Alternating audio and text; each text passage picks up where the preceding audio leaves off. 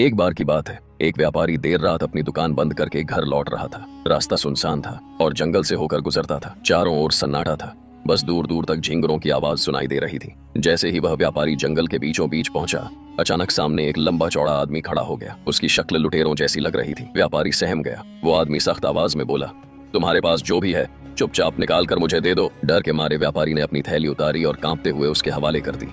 उस आदमी ने थैली खोली, पैसे गिने और फिर उनमें से कुछ सिक्के निकालकर व्यापारी की तरफ बढ़ाते हुए कहा, ये लो, ये तुम्हारे काम आएंगे।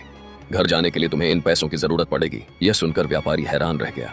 उसने कांपती आवाज में पूछा, तुम आखिर हो कौन? वो आदमी हल्के से मुस्कुराया और बोला, मैं लुटेरा नहीं हूँ, लेकिन मददगार जरूर हूँ। ये पैसे मैं किसी जरूरतमंद की मदद के लिए ले जा रहा हूँ। यह सुनकर व्यापारी को कुछ समझ नहीं आया। वो अपनी थैली लेकर जल्दी से वहां से निकल गया। समय बीतता गया। महीनों बाद वही व्यापारी एक बड़े अस्पताल के उद्घाटन समारोह में गया। कार्यक्रम में मुख्य अतिथि के रूप में किसी महान व्यक्ति को बुलाया गया था। जब वह व्यक्ति मंच पर आया तो व्यापारी के होश उड़ गए।